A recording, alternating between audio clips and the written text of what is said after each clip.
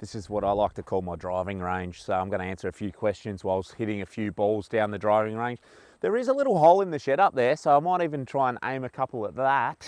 Let's just have a tester.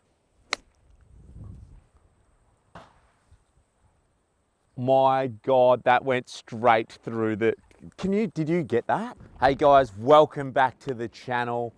I've had a lot of questions coming through over recent weeks. We've got some farm questions, we've got footy questions, we've got some bloody weird questions too.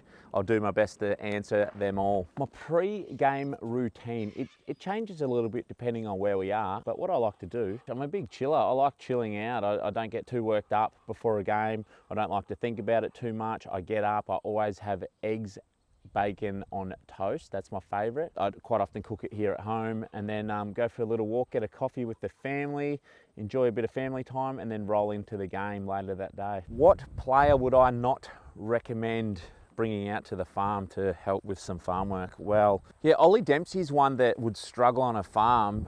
We know this because we had him out last week and the guy didn't know how to open a gate. Just incredible scenes, but learnt a lot on that episode. So Toby Conway, very promising on field, but farm life, not sure it'd suit him. Brandon Parfitt would be great though, because he's right up there with most pressure acts in the AFL at the moment. So if I ever needed someone to tackle a sheep to shear it, probably Parfy's your man. My favourite goal that I've ever kicked, it's hard to go past the one in the finals, 2022 on the boundary.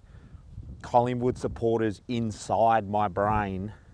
They were that close. 100,000 in the G. Probably sharked it off Gary Rowan. It was probably his kick, to be honest.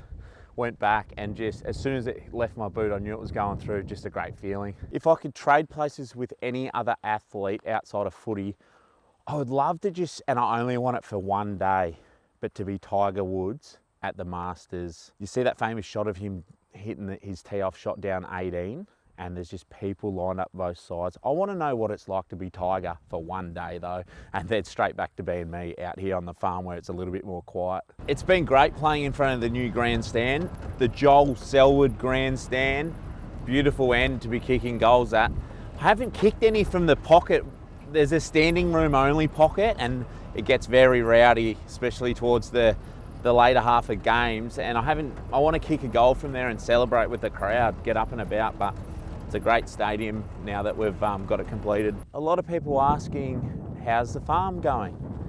We're just out here checking these ewes at the moment here. They're heavily pregnant actually, so in the next couple of months we'll see some lambs out of these ones, but the farm's going really well. I've got about 50 sheep and a few steers still, but 50 is about to turn into, 80. So worst coffee orders at the club. The worst coffee orders, well, my coffee order is a large latte, extra hot. There's a lot of lattes floating around, but there's one thing that started creeping in these days, and it's the almond lattes. They're a strange group of people, these almond lattes. I don't even know how you milk an almond to get the milk for it, but a lot of coaches are going down that path, which is interesting, and a couple of players as well, but I don't think you'll ever see me with an almond latte. My favourite ground to play at outside of GMHBA Stadium is definitely the MCG. Playing up the road, up the highway at the MCG means it's probably going to be a big game against a big opposition team. I love playing night games there. 85,000 people plus in the stadium is incredible. And those big games are just great to be a part of. Who's impressed me the most out of the young fellas at the club? There's actually quite a few, and apparently we're the oldest list there is, but there's a lot of young talent at the club, and we're seeing that at the moment. You got your Ollie Dempseys, Clarkey, Jai Clark, DK, but he's probably been around a little bit. Tanner Bruin, he's been around a little bit as well, but we're seeing these guys come in and play their role and absolutely dominate. Another one that's fairly young is Zach Guthrie. He's in all-Australian form at the moment, Guth.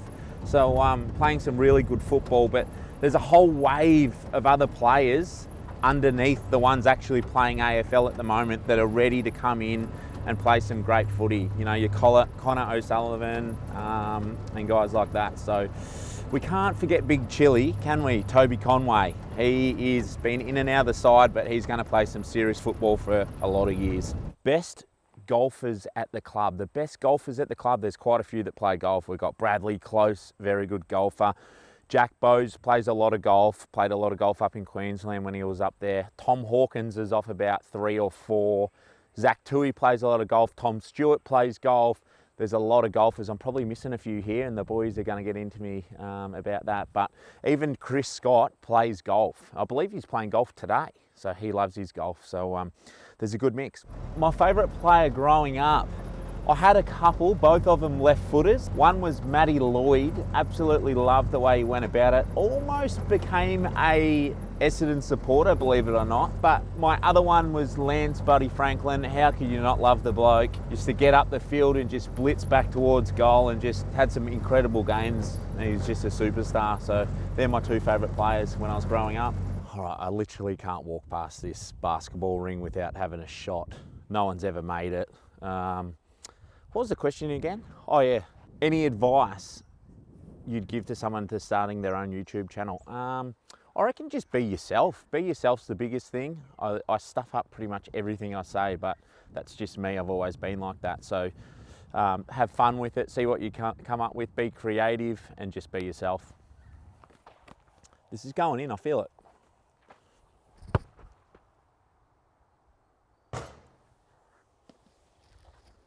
Wow. It looked like it was in the whole time then. I went dead silent because I'm thinking this is in, this is in, this is in. Hit the ring, I think that's the closest attempt yet.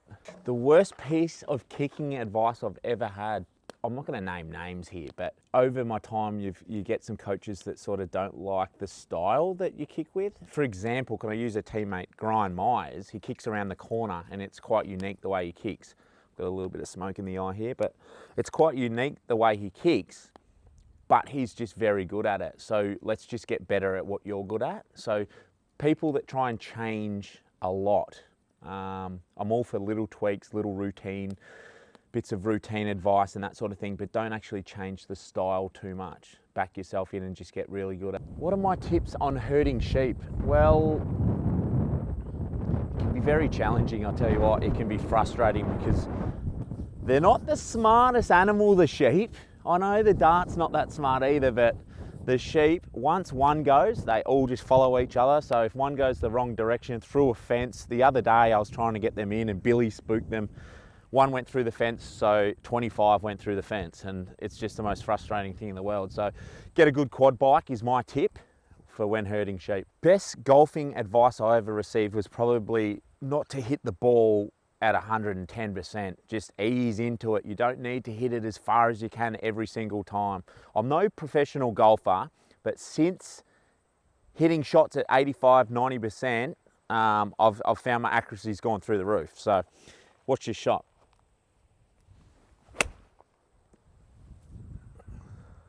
Probably hit that at 120%, didn't I? Will I ever kick 100 goals in a season? Probably not, and I say this because we've got so much incredible talent up in the forward 50. We've got Hawke kicking 50 or 60 goals a year. Ollie Henry's on track to kick 50 or 60 goals a year. Grimes dominating. Closey's always around the goals. And then how can we forget Tyson Stengel? You've probably been noticing that I get up the ground a little bit. And the question is, do I make that call? Does Scotty make that call? Do other players make that call?